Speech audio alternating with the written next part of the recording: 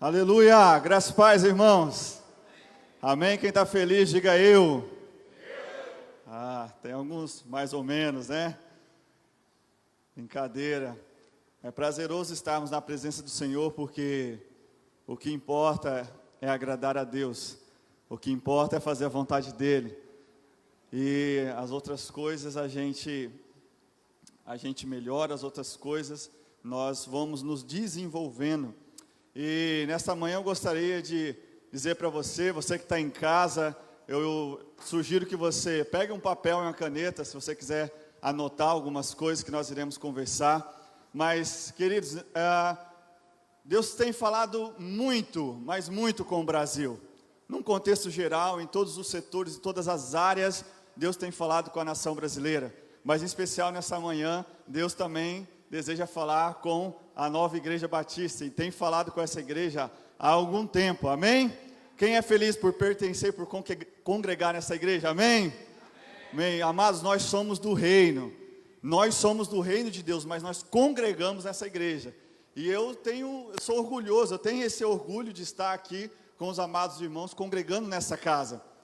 A gente se sente contente, alegre pelo que Deus tem feito, mas nunca se esqueça que nós somos do reino de Deus, e o reino de Deus sempre será maior, porque foi o reino que enviou a igreja. A Bíblia começa o contexto, a história do mundo, Deus é Deus desde sempre, começa em Gênesis, mas a vida começa em João. Quando Jesus diz que Ele é a luz do mundo, que Ele diz que Ele é o verbo, João 3, Ele é o verbo, e o verbo se fez, e por todas as coisas foi feita pelo verbo. Então Jesus marca o projeto de Deus, na pessoa de Deus. Jesus Cristo, Ele sela. Para você entender melhor o que eu estou dizendo, é a mesma coisa de nós olharmos e lermos o livro de Apocalipse. Todo mundo conhece Apocalipse, escrito por João, mas o contexto de Apocalipse começa na vida de Daniel, e Deus sela o livro de Apocalipse então, e anos depois, devolve a João agora uma visão. Eu creio fielmente que Deus escreveu a história dessa igreja há muito tempo atrás, desde antes da fundação do mundo, mas em um determinado momento Deus preservou, Deus foi preparando os seus, e no ano de 2019, foi 2019 ou 2020? Quem lembra quando nós surgimos? 2019, final de 2019 para 2020, aliás, não, início de 2020, certo? Então neste período, Deus novamente dá uma visão, restaura uma visão, ergue essa igreja, não só essa igreja, mas tantas igrejas que Deus tem desenvolvido ao passar do tempo. E no contexto igreja, a gente precisa lembrar que não tem como ser igreja e não ser missionário. Não existe, biblicamente falando, você nunca vai ouvir falar por grandes autores, por qualquer entusiasta bíblico, começando por Abraão. Quando eu digo entusiasta, irmão, eu digo aquele homem ou aquela mulher de Deus que marcou a sua geração. Esse é o entusiasta, é a mesma coisa de nós lembrarmos do Ayrton Senna. Quem conheceu o Ayrton Senna? Marcou a geração de vocês, sim ou não? Então, todo entusiasta bíblico, na boa forma de falar, eu quero dizer aquele que marcou a geração. Então, Abraão, nós somos descendentes dessa linhagem de Abraão, e por isso Abraão se tornou esse grande entusiasta, assim como Davi, assim como tantos outros. Mas primeiramente nós vamos orar. Curve a sua cabeça. Pai, em nome de Jesus, Senhor Deus, muito obrigado pelo privilégio de estarmos em Tua casa. Obrigado, Senhor, porque nesta manhã o Senhor nos dá o fôlego de vida, o Senhor nos dá a oportunidade de aprendermos mais a Tua palavra. Através do Teu Espírito, fala ao meu coração, abençoe a mim e aos meus irmãos, que possamos sair daqui edificados, que possamos sair cheios da Tua palavra, porque, meu Deus, nós somos apaixonados pelo reino, nós somos apaixonados pela Sua palavra, e nós queremos crescer em amor, e nós queremos ter atitude para isso. Ó Deus, conserva a nossa mente e o nosso coração, que toda atenção nesse momento seja dada somente à Tua palavra, em nome de Jesus, amém. Amém. Bom, amados, eu quero te falar uma verdade nessa manhã. Eu sei que tem muitas verdades, eu sei que o que a gente escuta na mídia é verdade, algumas, as outras são invenções, mas tem muita verdade, então é verdade sim o que a gente tem vivido neste mundo. Mas uma verdade eu quero te falar nessa manhã, uma de várias, é que o mundo não vai mais voltar ao normal. E essa verdade é para fortalecer a sua fé. Por que eu estou dizendo isso? Essa semana essa semana não, ontem, antes de estava indo para Montenegro, antes levantei pela manhã, e eu vi no Facebook alguma postagem que aconteceu alguma coisa, no sentido assim, talvez algum ajuntamento errado neste momento de pandemia, e eu vi uma foto, e vi carros de polícia no local, e vi que alguma coisa ali estava errada, provavelmente aglomeração, algo desse tipo. Eu não parei para ler o texto, né? Mas só pela foto eu imaginei algo. E aí aquilo ferveu no meu coração, irmã Wanda. Eu olhei para aquilo e eu falei assim, isso aí, Deus quer falar alguma coisa. Porque, irmão, quando Deus quer falar com a gente, Ele usa até uma foto no Facebook para falar com você. Não são todas não, tá? Porque às vezes você amanhece com raiva do seu inimigo, aí você vê lá uma frase, hoje é dia de acabar com ele. Não é Deus falando para você. Então assim, mas algumas coisas falam com a gente. E naquela imagem, sabe, ferve no meu coração que as pessoas estão com desejo de voltarem a viver o que viviam antes. Não voltarem o normal, porque esse normal não existe, mas voltarem às práticas pecaminosas que faziam antes. E eu quero dizer para os irmãos que o mundo, estou dizendo isso com a autoridade da palavra de Deus, porque é Ele que nos dá. O mundo não voltará ao normal, porque o reino nunca foi normal. São as pessoas que tentaram fazer essa normalidade, empregar uma cultura. Se você se lembrar na época do profeta Jeremias, foi o profeta mais perseguido da Bíblia. E muito novo, eu acho incrível como que Deus trata os seus muito novos. Jeremias capítulo 1, nos versos 4 a 6, você vai perceber que o profeta mesmo diz, olha, Deus me chamou antes mesmo de eu ter nascido. E como criança, Deus já estava falando assim, olha Jeremias, você será um instrumento em minhas mãos. Então, amados, o que eu quero te falar é que às vezes nós estamos ansiosos por algo errado, e a motivação errada causa frustração. Por que você acha que tem muita gente com medo? Porque as pessoas lembram do passado. Se você nunca levou um carreirão no cachorro, quem já levou? Se você se esquecer disso, você não vai ter medo do próximo. É mais ou menos assim. Então tem muita gente querendo voltar para o Egito, mas o destino da igreja é Canaã, amém? Nós iremos para Canaã, amados, não vamos voltar para o Egito mais. E tem gente com saudade do Egito. Então às vezes a ansiedade pela aglomeração de novo, pelas festas, pela bebedice, é pelo que o Egito fornece.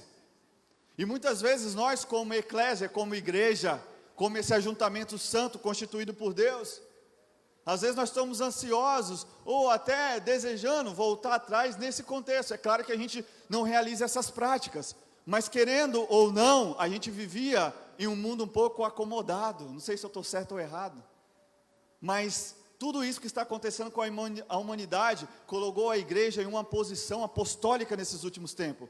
A igreja tem se levantado com o braço forte. A igreja tem orado para que Deus levante sacerdotes em todas as áreas deste Brasil. Essa pandemia talvez fez crentes orarem pelas madrugadas como nunca orou. Deus está setando a Canaã, irmã Terezinha. É para Canaã que nós vamos. Por mais que tenha um mutirão de gente querendo voltar para o Egito. Mas Deus tem falado com essa terra. Eu sei que é difícil ouvir, com tanto barulho que tem na humanidade, com tanto ruído. Esses dias eu estava conversando, postando algo na minha rede social. Eu estava dizendo que nós não iremos conseguir entender o coração de Deus se a gente não sair da nossa distração. Às vezes a gente vai ter que pegar o nosso celular pela manhã, porque às vezes, amado, nós até queremos estar com Deus, mas nós não respeitamos a santidade dEle.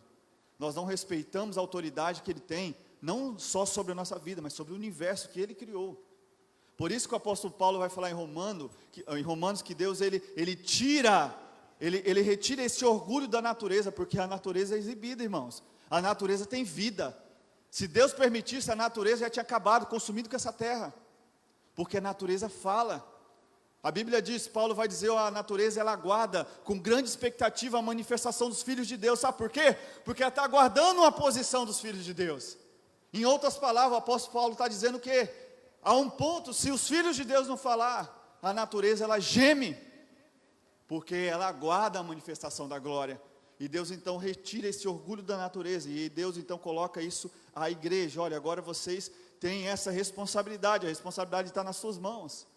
Então nessa manhã nós vamos entender um pouco como sermos eficazes como sermos efetivos na obra de Deus.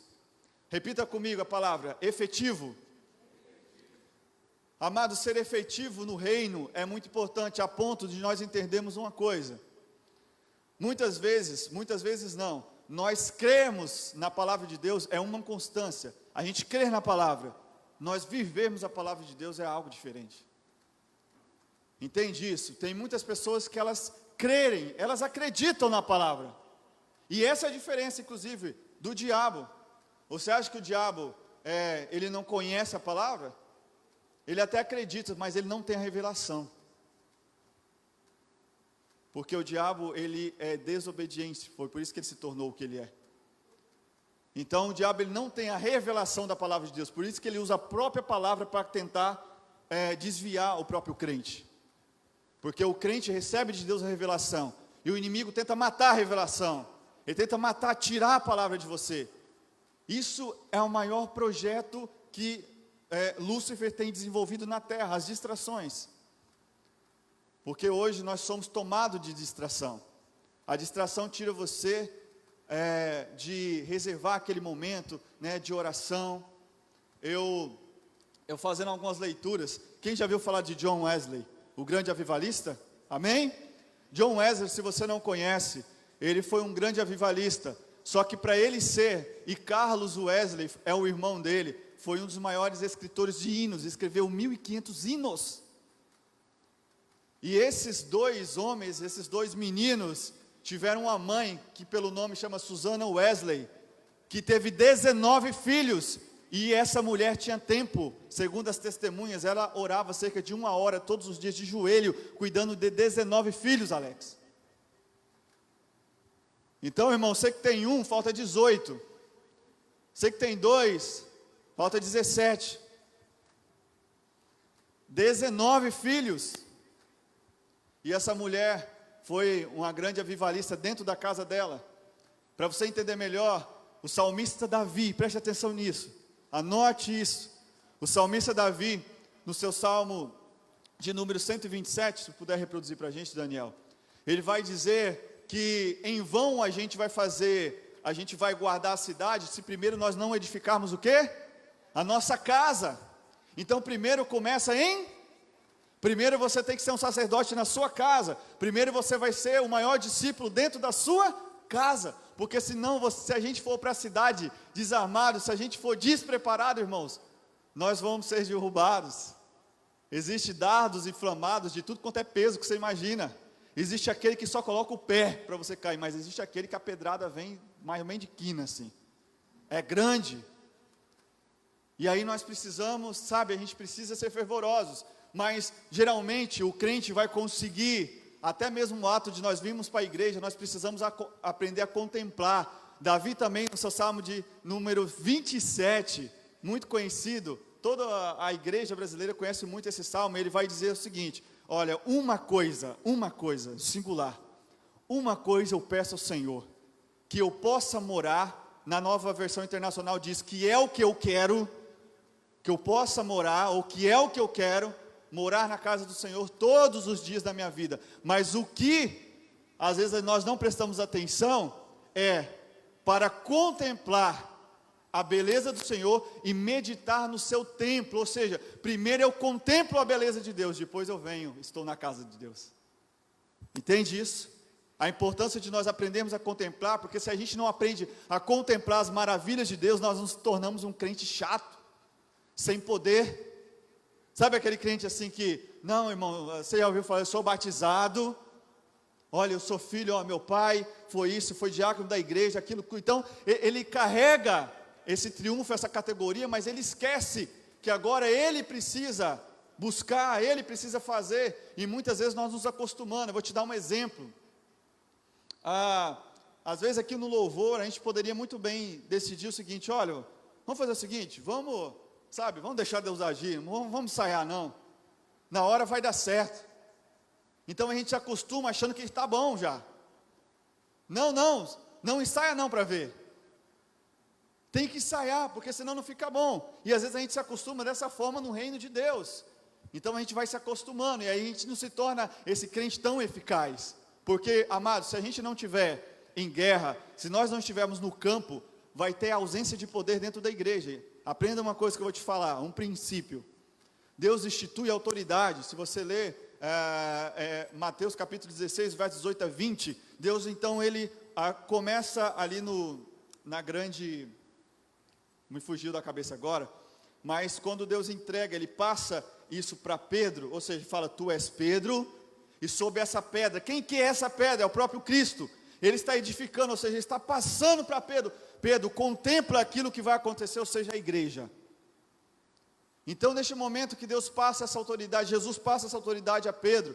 Então, Pedro agora começa um novo caminhar. Só que imagine só, se Pedro não tiver na atividade, se o Pedro que outrora estava levantando uma espada e cortando a orelha do soldado Malcolm, agora é o Pedro que está com a responsabilidade da igreja. Então Jesus usa sim um pecador, um tão pecador.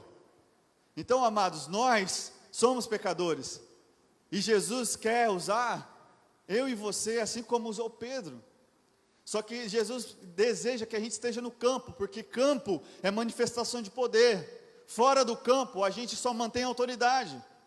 E é isso que eu quero que você entenda, nessa parte do texto. Então Jesus está passando para Pedro agora uma autoridade, um ministério poderoso. Ó Pedro, sobre mim, não é sobre você. Mas é sobre mim eu estabeleço a igreja. Mas agora sobre você eu repasso uma autoridade vinda por mim mesmo, que depois eu vou deixar para todos, que é o próprio Espírito Santo. Mas agora, Pedro, preste atenção. Agora João, Lucas, Marcos, José, agora Wesley, Maria, Tiago, agora eu estou passando para você esse cajado. E agora é campo, é poder. Preste atenção nisso, irmãos. Toda igreja que ela não exerce o trabalho missionário, ela não provoca nos bairros, toda igreja que ela não está nesse contexto, essa igreja não vive o poder de Deus. Ela pode ter autoridade, porque a autoridade não é retirada, a não ser que Deus queira, assim como retirou de Saul. A autoridade e dons, Deus retira. Na verdade, os dons são irrevogáveis, é uma promessa, Deus não vai tirar.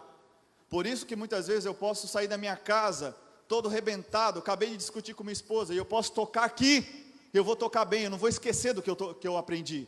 Mas a ausência de poder de mim vai ter, a ausência de unção. Já passou por isso? Está vendo? Ninguém fala não, ao silêncio. Já aconteceu algo com você assim? Eu estou no trânsito, alguém buzinou, então eu falei mesmo para ele, ir para aquele lugar. Para onde, irmão? Falei para ele procurar uma igreja. Então às vezes acontece coisas, até a gente chegar aqui, irmão, que só Deus, só a misericórdia. E às vezes isso começa a nos impulsionar, alguns sentimentos, leves sentimentos de dúvida ou de alguma coisa. Então, eu gostaria de, em nome de Jesus, que nesta manhã, você entendesse, saísse daqui, sabe, entusiasmado por aquilo que Deus ainda vai fazer com esta igreja. Porque nesse momento que nós estamos passando, amados, nós precisamos ter o discernimento de começar a reconhecer qual que é a dor do crescimento e a dor do fracasso.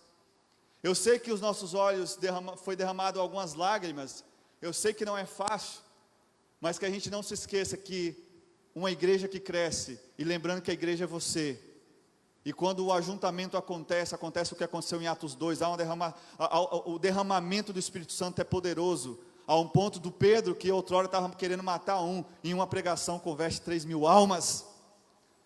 Então quando a igreja ela se coloca nessa posição, de dizer, olha, nós vamos nas portas do inferno, porque às vezes a gente entendeu esse texto de Mateus 6, 18 a 20, em que Deus ali passa esse cajado para Pedro, que Jesus passa esse cajado para Pedro, mas logo depois Jesus vai dizer assim, olha Pedro, e as portas do inferno não prevalecerão contra a igreja. Irmão, não é que a porta do inferno vai vir aqui não.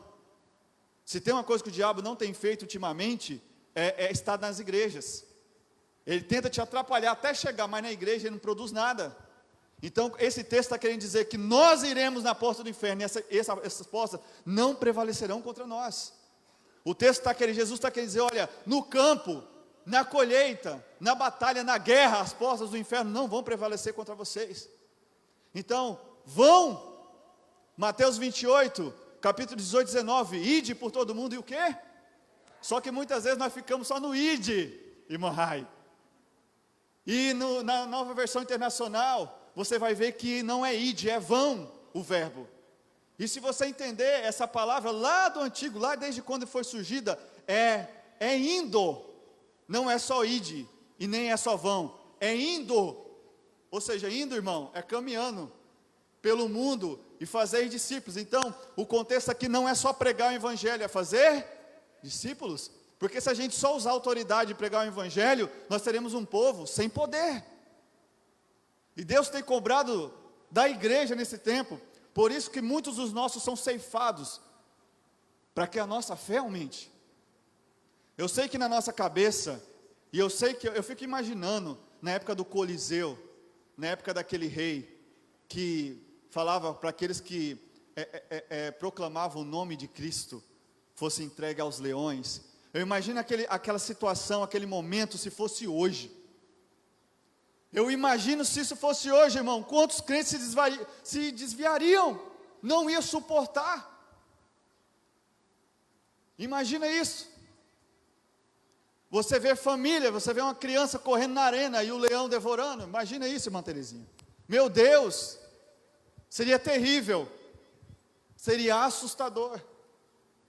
Hoje nós estamos lidando com uma doença invisível, e visualmente, ao contrário da peste negra, século XIII até o século XIX, ao contrário da peste negra que dava em animais, e as pessoas olhavam para os animais, viam os animais se definhando, saindo, sabe, sangue, uma coisa esquisita.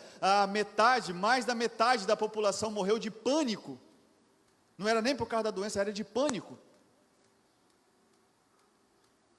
E hoje, se nós tivermos ausência do poder de Deus, nós nos tornamos fracos espiritualmente, a um ponto de nós pensarmos assim: meu Deus, mas por que o crente morreu, Senhor? Servo teu, uma coisa é o ímpio morrer, outra coisa é o crente, numa época como essa. Passa ou não passa essas coisas pela nossa cabeça, irmãos? Passa quando nós não entendemos a raiz, passa quando a gente não está ligado na pedra, passa quando a gente, sabe, está pensando em outras coisas. As notícias são mais verdade do que a própria palavra. Amados, olha como que foi difícil, eu fico imaginando para Deus, difícil assim, na nossa deficiência de pensar, como foi difícil para o Senhor colocar tudo aquilo que Ele queria dentro de, quantos livros tem a Bíblia, irmãos? 66? 66? 66. Como foi difícil compactar tamanha sabedoria em 66 livros da Bíblia. Imagina, por isso que a palavra se renova, porque Deus é infinito, não é finito. Por isso que você lê um texto 1 milhão de vezes, e 1 milhão de vezes o texto vai falar diferente com você. Porque não seria possível colocar a genuidade de Deus em 66 livros. Por isso que na mesma palavra o Espírito Santo fala. Agora eu quero te falar sobre isso. Eu li um livro há uns 3 anos atrás, chamado A Ideia Genial de Deus, do autor Miles Monroe. Esse pastor já morreu, foi um grande avivalista também na América. Este livro, ele mudou totalmente a minha forma de ver Deus. É um livro que fala só sobre Deus, sobre a ideia genial de Deus, que foi o homem que foi construir a humanidade. E você olha agora diferente, sabe? Um livro que me inspirou, que me ensinou.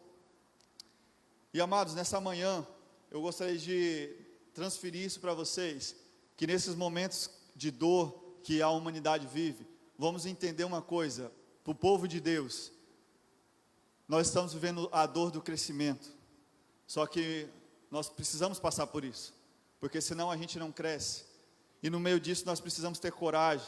Você acha mesmo que os soldados de Saul, a tropa de Saul, não tinha coragem, não tinha fé que poderia matar Golias? Lembra do gigante Golias, de quase 3 metros de altura? A Bíblia diz que é 2,90 metros, as suas armaduras pesavam mais de 60 quilos. Você acha mesmo que aqueles soldados não tinham fé que eles poderiam derrubar aquele gigante? É claro que tinham. O que eles não tinham, irmãos? Coragem.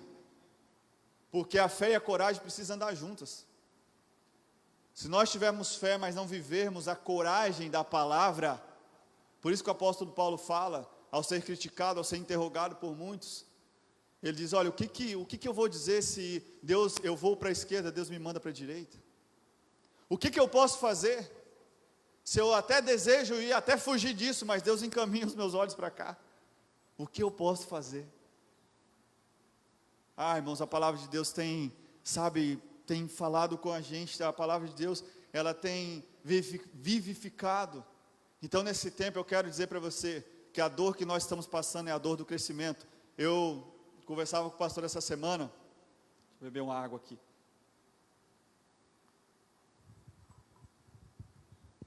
Eu conversava com o pastor essa semana e falava para ele que, quando eu era mais jovem, olha só, com coisa que eu não sou, né? Mas quando eu era mais criança, vamos colocar assim, adolescente ali, mais ou menos 11, 12 anos, eu comecei numa escolinha de futebol. Quem já participou de escola de futebol aqui? E aí o que acontece?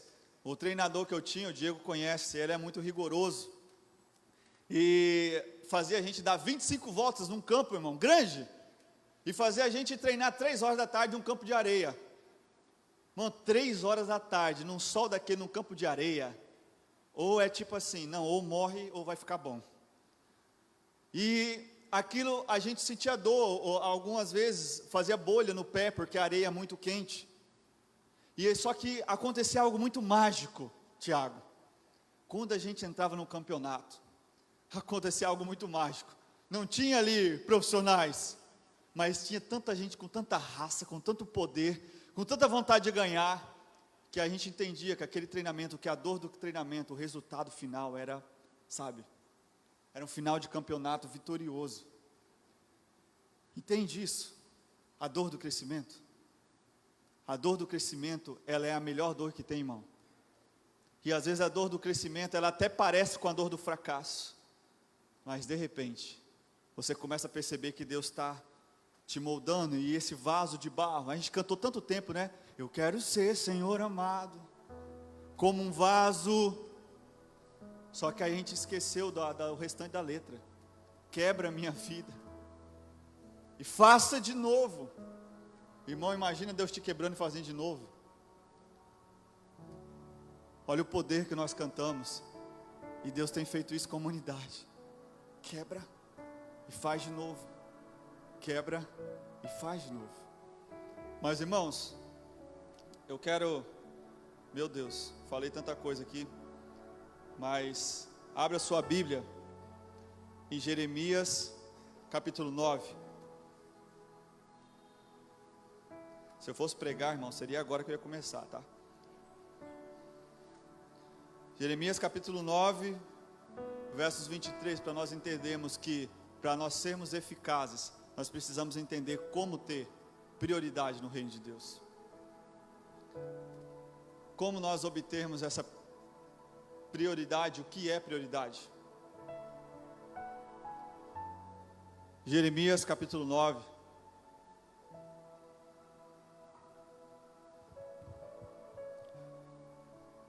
Amém? Versos 23 e 24, eu irei ler na versão Almeida, tá? E diz assim a palavra de Deus ao profeta Jeremias: assim diz o Senhor: não se glorie o sábio na sua sabedoria, nem o forte na sua força, nem o rico nas suas riquezas, mas o que se gloriar, glorie-se nisso, em me conhecer e saber que eu sou o Senhor e faço misericórdia, juízo e justiça na terra, porque dessas coisas me agrado, diz o Senhor. Então qual que é a nossa prioridade, irmãos? Não é sabedoria, a nossa prioridade não é conquistar riquezas, a nossa prioridade é o quê? É conhecer ao Senhor.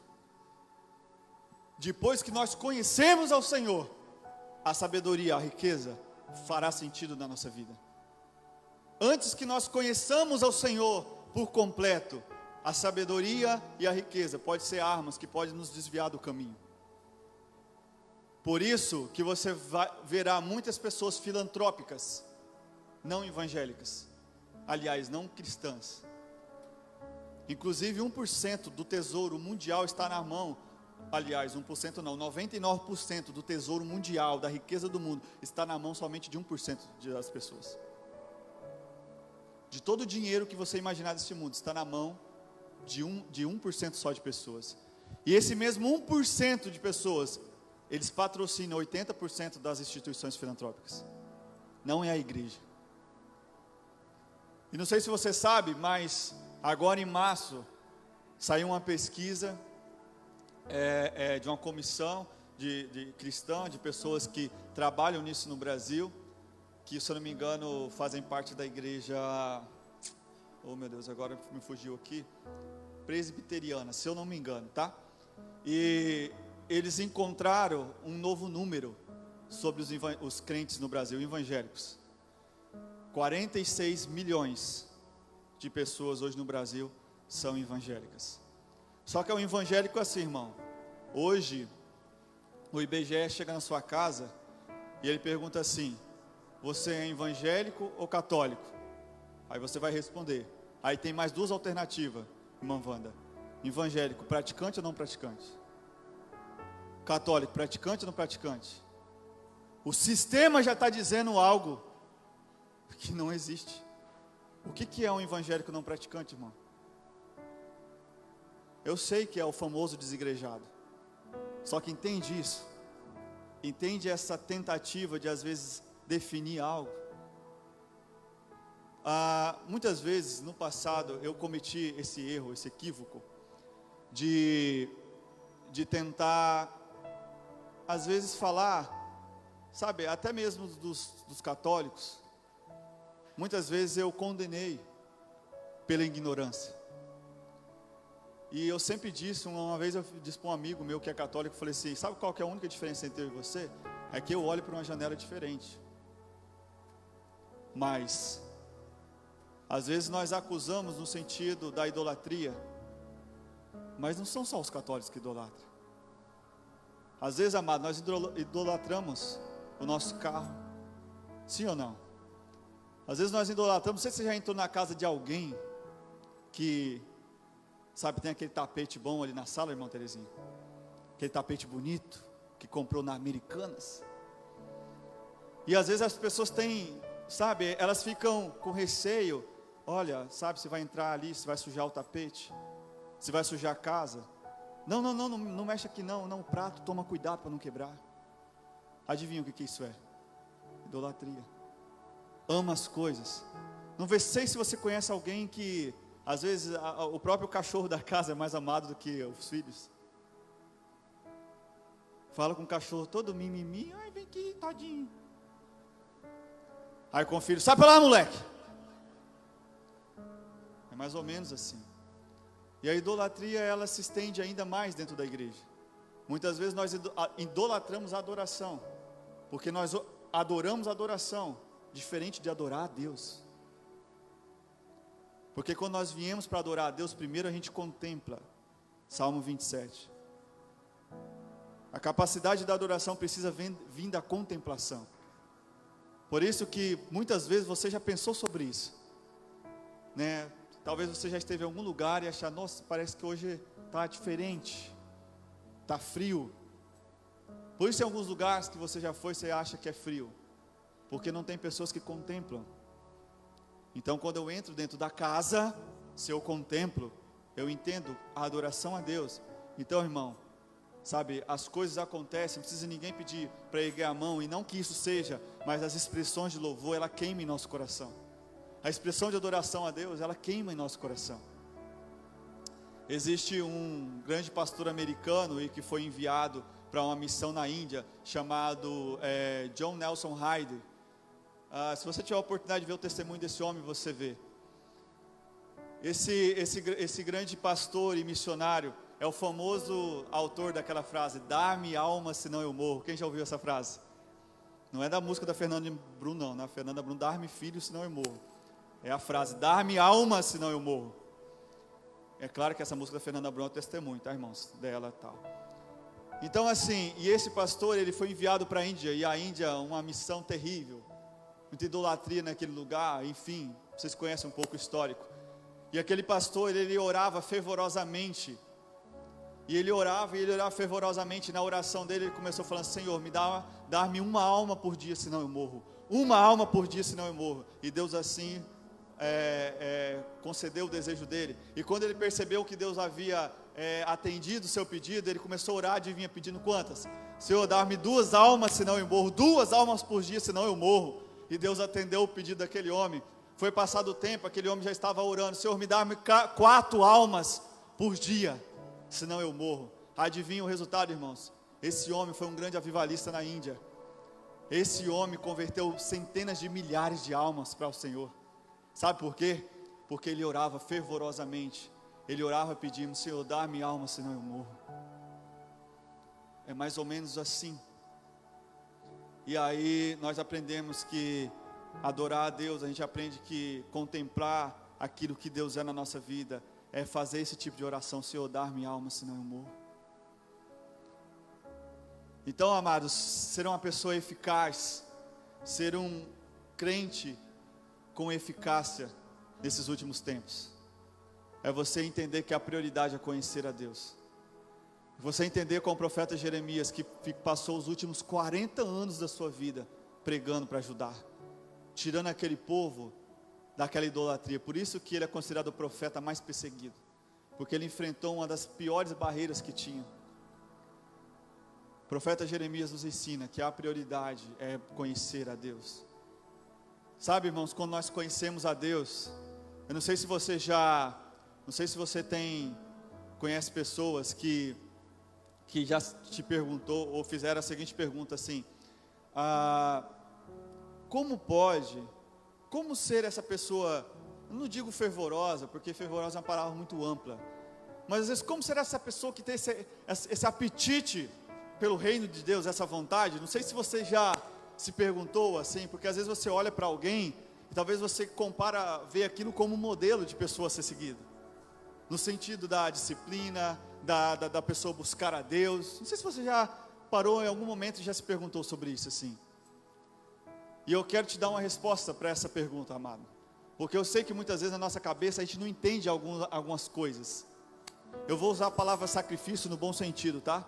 Porque muitas vezes nós sacrificamos, sim, o nosso tempo, o nosso trabalho para muita coisa. Por exemplo, para estar na igreja, para compor as atividades da igreja. E se nós não fazermos isso, amados, nós não somos missionários. Então não sei se em algum momento alguém já te perguntou assim: cara, eu não entendo como o João consegue ter tempo para tanta coisa e ainda cumprir com as atividades da igreja. Olha, eu não vejo esse homem nem parar na casa dele. É claro que primeiro ele tem que ser o sacerdote do lar. Ele não pode também deixar desejado dentro de casa e fazer na igreja. Não dá, isso é uma quebra de princípio. Mas muito provavelmente, quem é um sacerdote do lar, ele vai ser fervoroso em outras áreas da vida espiritual. Ele vai cumprir, porque as pessoas contagiam. A gente tem essa autonomia em Deus de contagiar a nossa família. Só que muitas vezes a gente pega aquele primo nosso, né? Aquele desviado, que a gente fala assim: isso aí é desviado. Esse aí não é da igreja evangélica. Porque, amados, às vezes nós estamos orando, pedindo a Deus algumas coisas. Por exemplo, se você ora a Deus pedindo paciência, você acha que Ele vai te dar o quê, irmão? Você acha que Ele vai te dar paciência? Claro que não. Ele vai colocar um atribulado na sua frente, para você exercer. Senhor, eu preciso de mais tempo. Cuidado em orar pedir tempo para Deus. Porque quando você orar pedindo tempo, Deus vai arrebentar você que você não imagina. Sabe por quê? A única forma de você ter tempo, e com Deus, um dia se transforma até 3. Ele vai te dar tempo, irmão, só que Ele vai ter que tirar algo de você. Se você entender isso. Quando você ora, talvez é uma das orações mais poderosas que eu aprendi a orar a Deus, pedir tempo com Ele. Ele começou a tirar algumas coisas do meu caminho, mas Ele não deixou de me dar. Ele não ausentou, por mais que às vezes a gente não vai ter algumas coisas sim, inclusive falando no que se trata do financeiro, mas Deus recompensa, Ele faz as pequenas sementes ser muito maiores do que você imagina. Deus faz aqueles pequenos, sabe, às vezes você estava na correria, todo dia correndo, e você gostou da palavra correria, e você começa a orar: Deus, Senhor, eu preciso de mais tempo, eu tenho um desejo de fazer algo para o Teu reino. Irmão, se prepara, Deus vai tirar algo de você. Ontem eu estava falando, eu faço um curso de teologia pela CEBESP, e o polo é lá em Montenegro. Os professores são o pastor Josadac e a irmã Edneia. Eu estava lá ontem e estava falando um testemunho que aconteceu comigo em São Paulo, e eu disse que no momento, a situação em que eu estava, uma transição que a gente estava passando no mundo dos nossos negócios, e eu percebi que aquele homem, um americano, estava pregando, o pastor Dale Bronner, E aquele homem fez um apelo, e quando ele fez um apelo, eu fui naquele lugar buscando uma resposta de Deus. Eu saí de Rondônia, levantei pela manhã, falei assim, amor, falei para minha esposa assim, Deus deseja que eu vá para a Alphaville São Paulo e participe dessa conferência. Ela falou, mas como você sabe que Deus deseja? Eu sei porque Ele falou. Só que é o seguinte, nós estamos assim, assim assado, vendo a possibilidade, eu não posso ir, eu não posso comprar essa passagem cara, porque era coisa tipo assim, a conferência ia acontecer com 20 dias, então ele não iria comprar com antecedência. E eu estava com essa dúvida, vou, não vou, vou, não vou, vou, não vou. E aí até que um dia pela manhã o Senhor confirmou. E aí eu falei, meu Deus, como que eu vou fazer? Aí, irmão, eu não sei qual que é o anjo que falou, mas me lembrou do cartão de crédito, né? E aí eu falei, não, eu vou comprar esse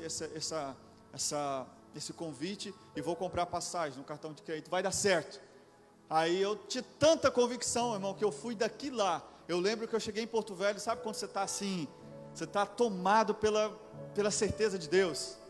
Não tem Manhai, que às vezes você fica andando assim, você vai andando, eu falo, oh, meu Deus do céu, vai ser, eu sei que o Senhor vai me dar uma palavra. Irmão, eu estava, sabe, andando naquele aeroporto igual maluco, assim, eu andava de um lado para o outro orando. Eu ficava inquieto, eu ia lá naquele vídeo, que os aviões, o povo fica sentado ali, e eu levantava, eu ia para um lado, eu ia para o outro, e sabe, eu estava inquieto, eu não via a hora de chegar. E quando eu cheguei lá, resumindo a história, esse pastor falou a seguinte frase, ele estava pregando, ele diz assim, eu sei que tem pessoas aqui hoje, que veio de longe, e veio buscar uma confirmação do Senhor. Irmão, quando ele falou isso, eu falei assim, tipo assim, eu comecei a entender, mas no fundo do meu coração, eu falei assim, Deus vai tirar algo de mim hoje. Foi, irmão, no fundo do meu coração, eu falei assim, vai doer, meu Deus. Deus vai me tirar algo de mim. Quando aquele homem falou isso, foi, Ele vai tirar algo de mim hoje. Entenda que no reino, a gente ganha quando a gente perde. O fraco é forte, o pobre é grande. No reino de Deus é assim. Naquele momento, aquele pastor, dirigindo aquela palavra, ele diz, você trará aqui uma oferta. Você não está barganhando com Deus, mas a oferta é prova daquilo que você crê. Quando ele falou isso, eu sabia que Deus ia tirar algo de mim. Algo que ia doer ainda mais do que estava doendo. E naquele momento, irmão, o crente meio, né? Eu peguei o meu celular, saí para fora do estádio, muito barulho, tinha 5.000 pessoas. E eu liguei para minha esposa e falei, amor, é o seguinte, você lembra o que eu veio fazer aqui? Ela falou, lembro. Foi o seguinte, Deus está pedindo uma oferta. Eu quero perguntar para você se eu posso ofertar. Ela falou, mas como que vai ser, irmão? Vai ser parcelado. Não tem outro jeito. E não pode ser qualquer oferta.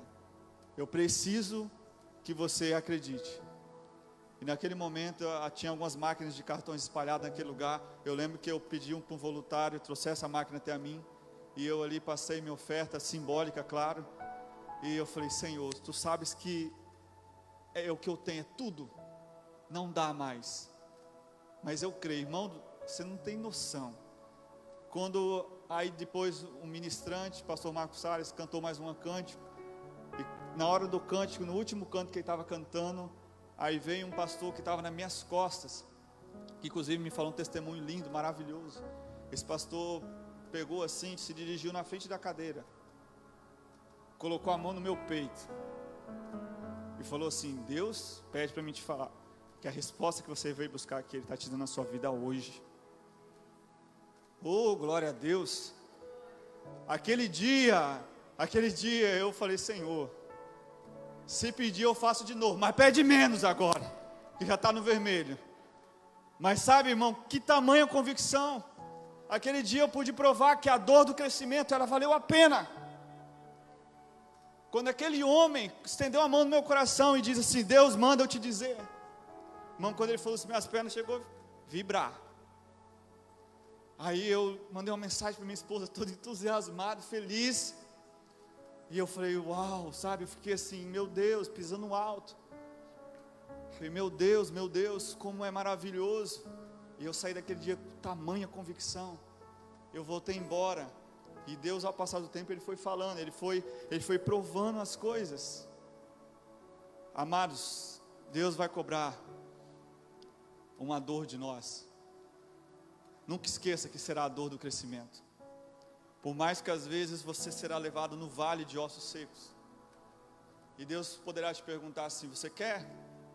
Você quer que ressuscite? Você quer que traga vida? Porque avivamento é trazer vida ao que está morto, amados. Quer, Ezequiel? Eu quero, Senhor. Tu o sabes. Então estenda sua mão e profetize diante desse vale de ossos secos. Nós como igreja, amados, estamos vivendo um momento, sim, que nós precisamos, inclusive, profetizar as coisas que acontecem no mundo, porque Ezequiel fez isso na época dele. Não foi fácil para Ezequiel. O rei Josias era bom, era um rei até de boa, mas ele morreu, e os próximos reis que assumiram na época dele, mais ou menos no ano 625 a.C., foi reis que não eram, sabe, assim, tão bonzinhos assim. E esse profeta, ele profetizava as coisas erradas que aconteciam. Profetizar, irmãos, é tornar claro, é trazer a verdade a alguma coisa. Então, que você não esqueça que ser efetivo no reino é sermos capazes de produzir um efeito real. A palavra efetivo, ela significa isso: ser capaz de produzir um efeito real. Que eu e você, que nós possamos aprender, não só aprender, mas que a gente possa desejar. Quer ouvir alguma coisa? Por exemplo, nós estamos vivendo em um momento em que muitos filhos não estão tendo aula, certo? Por conta da pandemia. Não ter aula, irmão, é complicado para muitos pais. Porque tem muito pai que não lembra mais dos conteúdos da 4ª série, 3ª série, 5ª série, 6ª série, 7ª série. Imagina o sofrimento. Imagine só se quantos professores às vezes nós não temos na igreja? Quantas pessoas às vezes que exercem que tem alguma profissão nessa área da educação, não temos na igreja? Imagina se doasse 1 hora do seu tempo, 1 hora do seu tempo, para poder dar uma aula de reforço na igreja durante essa semana, para essas crianças. Você acha que teria espaço na igreja? Não teria espaço. Um professor, não, eu entendo matemática, pode ser comigo a matemática. Ok, segunda e quinta, às 3 horas da tarde, às 4 horas, não importa. O irmão vai estar com essa turminha aqui da matemática, 3ª, 4ª e 5ª série. Opa, não, irmão, eu sou do português, outro da geografia, pode deixar comigo. 1 hora, irmãos, 1 hora. Porque aquele dia em São Paulo, Deus cobrou de mim atenção, porque eu tive que ir lá. Não foi, sabe, o Wi-Fi. Eu tive que estar lá. Primeiro, tempo, dedicação. E depois algo que me requeresse fé. Então, imagine só, quantas bons profissionais nós não temos aqui na igreja. Irmão, pode deixar comigo, olha, eu toco tal instrumento. E pode deixar que essa aula XX, olha o tom, aula de teclado, vai ser X a X. 1 hora. Irmão, 1 hora na semana faz um efeito que você não tem noção. 1 hora de dedicação por semana pode fazer um efeito genuíno na sociedade.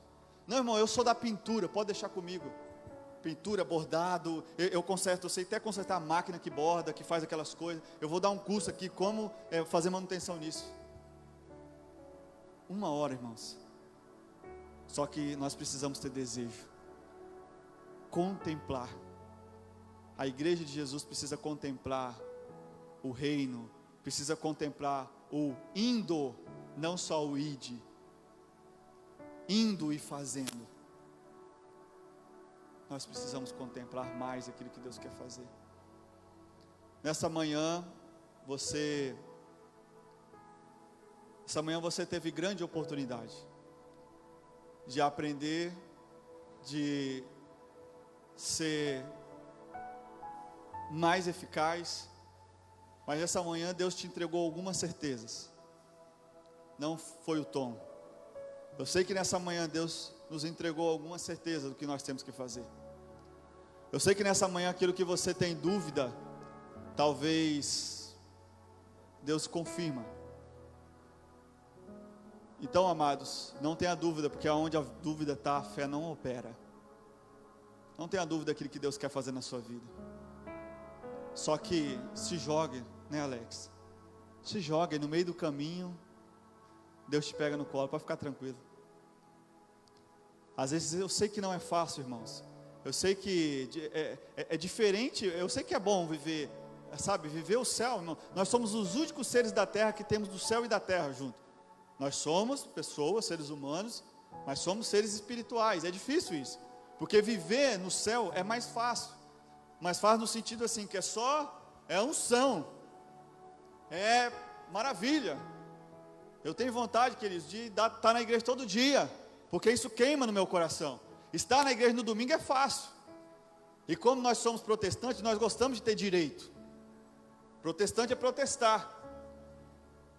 Mas eu quero dizer para você que nesses últimos tempos a igreja tem que deixar um pouquinho de ser protestante e ser uma igreja que anuncia, ou seja, não só protestar, mas também anunciar.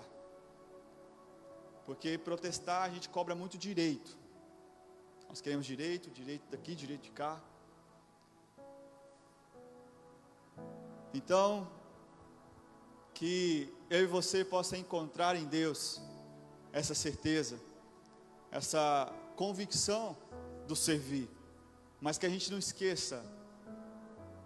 esqueçamos de contemplar. Contemple, irmão, as maravilhas de Deus. Contemple as maravilhas de Deus. Tudo é diferente, você pode ter certeza. Então eu tenho dificuldade de compreender a Bíblia, peça ajuda. Nós temos irmãos aqui na igreja que são discipuladores. Então eu tenho dificuldade, compre uma Bíblia de estudo. O pastor pode te indicar, eu posso te indicar. Então eu não consigo encontrar esse desejo. Se joga aqui no meio do caminho, ele te acha. Eu aprendi assim, irmãos. Eu aprendi assim. Me lembro que quando eu comecei na igreja, a servir na igreja aos 12 anos, a gente chegou numa igreja que a parte da liderança que cuidava do louvor era um pouco soberba e não dava muita oportunidade para outras pessoas. E eu lembro que eu não conseguia, eu tinha uma paixão terrível para tocar bateria, e o Thiago era outro baterista. E aí eu não conseguia, assim, de alguma forma encontrar entrada. Aí até que um dia um amigo meu maluco mesmo, Luan, o nome dele, inclusive é um servo de Deus hoje, tive a oportunidade de dar aula para ele, de violão, e hoje é um grande guitarrista.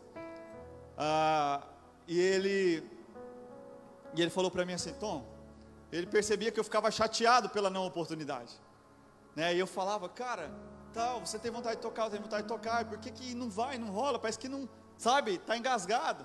Eu lembro até hoje que um dia que eu nunca imaginava ser tecladista, mas eu vi o teclado assim, e fui chegar perto do teclado, colocar a mão. Quando eu estava chegando perto assim, irmão, eu ouvi um grito lá da porta, tira a mão do teclado.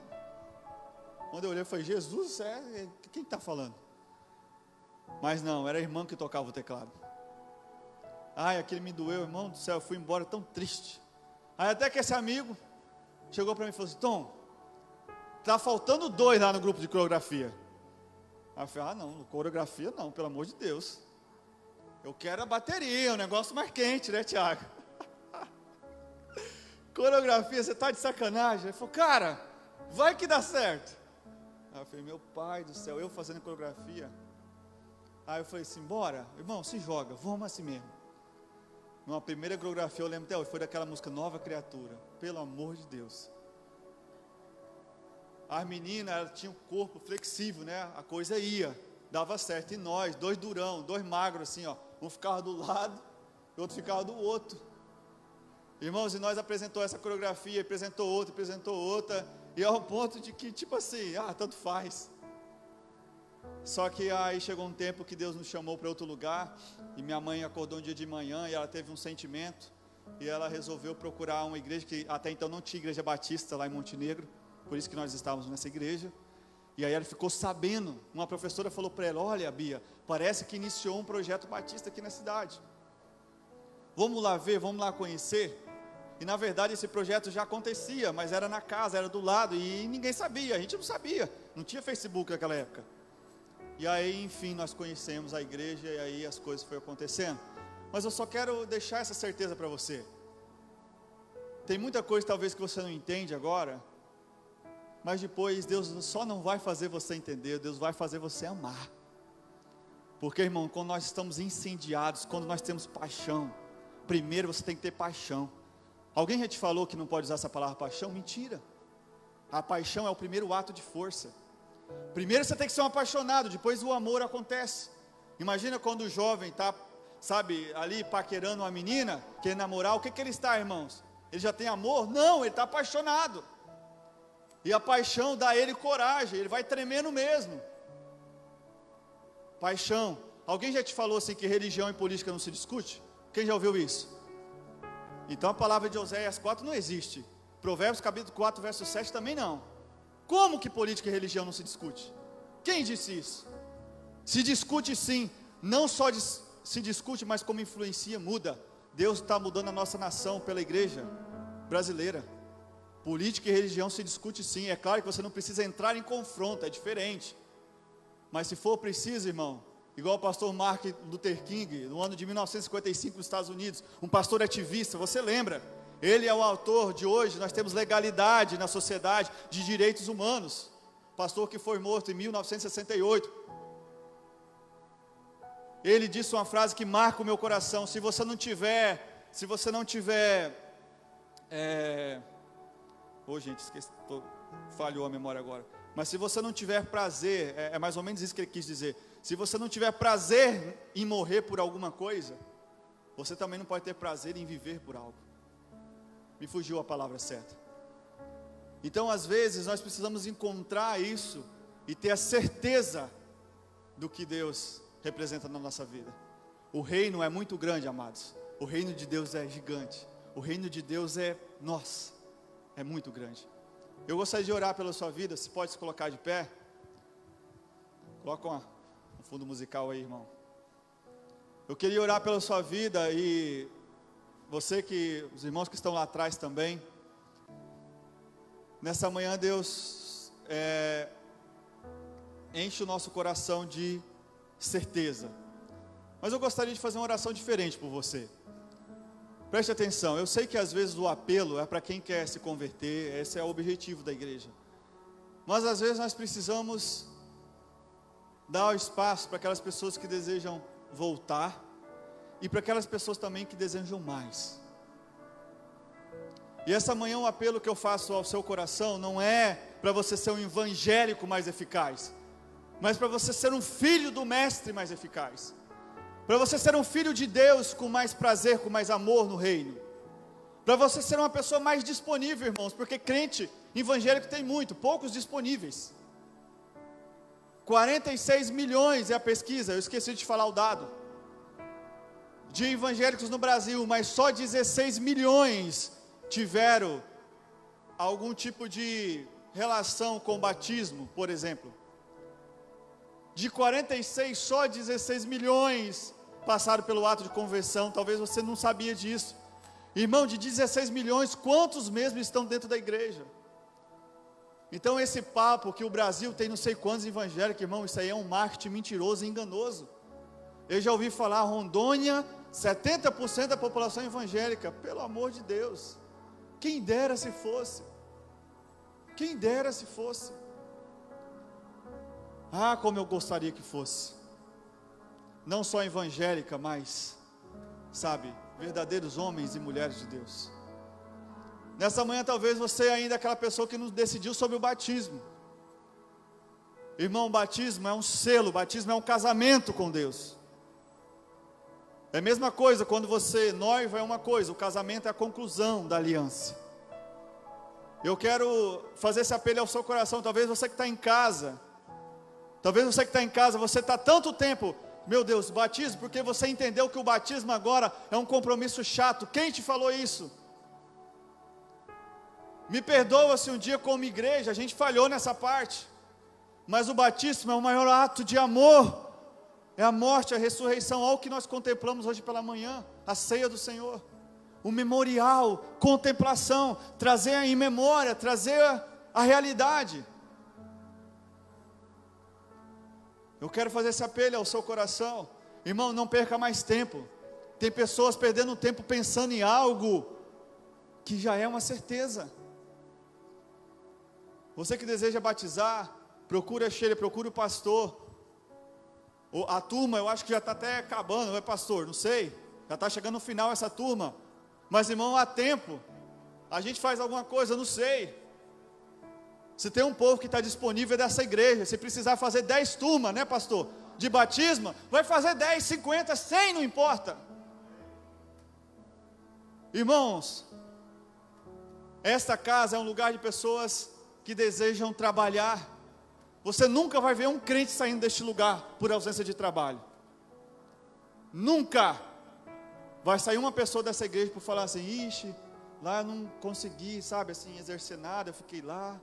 Não, amados. A gente tem feito apelo sempre que nós precisamos de voluntários. A gente precisamos de pessoas que servem ao Senhor com amor, contemplar. Jeremias 9, 23, 24, que a gente acabou de ler. O que importa é conhecer a Deus. O que importa não é a sabedoria, não é a riqueza. Depois que conhecer a Deus, isso justifica. E eu quero fazer um apelo ao seu coração, exatamente isso agora. Para você que deseja, você que tem tentado encontrar esse prazer, mas pelo meio do caminho você percebe assim, parece que alguma coisa tenta me atrapalhar, algo errado. Eu quero fazer um apelo no seu coração, e você vai vir aqui na frente, nós vamos orar por você. Você que deseja mais do Senhor, eu desejo ser esse crente mais eficaz. Irmão, a começar por mim, se um dia eu não tivesse dado um passo, eu estaria hoje aí no acho, será que vou, será que eu fico só pelas críticas mesmo? Porque se tem uma coisa que tenta nos parar, amados, são as críticas, são as perseguições. Mas graças a Deus, Deus se levanta em terra, Deus se levanta com poder, glória, honra e majestade, e levanta os seus pela mão, e diz: não para não, porque eu sou o soldado que lidera os crentes, e diz que agindo eu, quem impedirá? O leão da tribo de Judá, o leão se levantou no trono, amados, nesse tempo, e Deus está restaurando a igreja, o poder da igreja. Eu creio que dentro dessa casa, nós teremos o poder de Deus para curar pessoas, nós teremos o poder de Deus para reconciliar casamentos. O poder de Deus nessa casa irá trazer de volta filhos, homens e mulheres que perderam o prazer. Eu creio que um dia, amado, nós teremos congresso neste lugar, que terá milhares de pessoas adorando a Deus e cantando glória e honra ao Senhor. Eu creio que Deus deseja fazer algo sobre a cidade de Ariquemes. Por que a cidade de Ariquemes? Porque a cidade de Ariquemes é um polo que está, sabe, sedento pela glória de Deus. A cidade de Ariquemes é uma cidade que influencia, e se a gente foi plantado aqui, eu quero te falar uma coisa: se Deus te caminhou para essa cidade, muito provavelmente Ele já viu o futuro, Ele sabe o quanto você será usado nessa cidade. E se você tiver alguma dúvida ainda sobre por que você está em Ariquemes, eu quero te falar nessa noite: Deus te diz, é aqui que você vai ficar, meu querido. A não ser que Ele mesmo fale ao seu coração, está na hora de você ir para um outro campo, mas é Deus quem faz isso. Mas enquanto Ele não falar isso, nessa manhã Deus te confirma algo: é aqui que os seus pés estão plantados, é aqui que as suas raízes vão afundar, é aqui que a videira dará mais frutos, é aqui que você vai contemplar as minhas maravilhas. Oh, aleluia. Esse é um tempo, amados, de trazer vida ao que estava morto. Se tentaram te parar, se tentaram frustrar, se não está fácil dentro de casa, acredite, Deus vai trazer vida ao que está morto. E agora eu quero fazer esse apelo ao seu coração, a começar por mim, irmão. Eu sou o primeiro, porque eu preciso ser mais eficaz no reino. Mas eu quero que você venha aqui na frente, e nós vamos estender a mão sobre você. O pastor vai orar, eu vou orar, nós vamos orar sobre a igreja. E este é o momento de nós termos a decisão de ser eficaz. Eu não quero que você seja eficaz por um CNPJ. Eu não quero que você seja eficaz por, sabe, porque deu legal a Nova Igreja Batista, Casa de Deus. Agora é um momento de ser eficaz pelo reino, pelo aquilo que Deus ainda fará sobre Ariquemes. E nessa manhã, Deus derramará o poder dele sobre a sua vida, assim como Deus já tem falado. Deus tem falado com essa igreja, Deus tem falado. O pastor constantemente tem falado: irmãos, Deus tem entregado. Irmãos, Deus está liberando coisas do reino dos céus. Irmãos, vamos junto, marche. Mas nós precisamos estar mais disponíveis. Nós precisamos estar mais sedentos. A fome não pode parar. João disse que a minha porção consiste em fazer parte, e a minha comida consiste em fazer a vontade daquele que me enviou, realizar a sua obra. Oh, Deus Yahvé, Deus poderoso, glória a Deus. Santo é o Senhor, Senhor. Obrigado, Jesus, porque a Tua palavra nos encoraja. A Tua palavra é o poder do Senhor manifesto em nós. Obrigado porque a glória desse mundo se vai se não for com a Tua presença. Obrigado, Deus, porque até aqui o Senhor tem nos ajudado. Obrigado porque tem homens e mulheres corajosos que estão aqui na frente, meu Pai, ajoelhados, em pé, buscando o Senhor. Obrigado porque o Senhor é o Deus da nossa vida. Obrigado porque nessa manhã o Senhor chamou a nossa atenção, o Senhor conduziu o nosso coração para este lugar. E nós colocamos o nosso coração ligados ao Teu, Jesus. Ó Pai, nós queremos ser eficazes no Teu reino. Use conforme o Teu querer, meu Pai. Se nós precisamos de tempo, então, que o Senhor tire aquilo que precisa ser tirado. Se nós precisamos, meu Pai, de cura, que o Senhor então derrame a sua unção. Se nós precisamos de um renovo, que o Senhor restaure a nossa vida. Vivifique, Senhor. E se nós precisamos de paz, o Senhor é o paz que excede o entendimento. Então, preenche o nosso coração, os nossos pensamentos.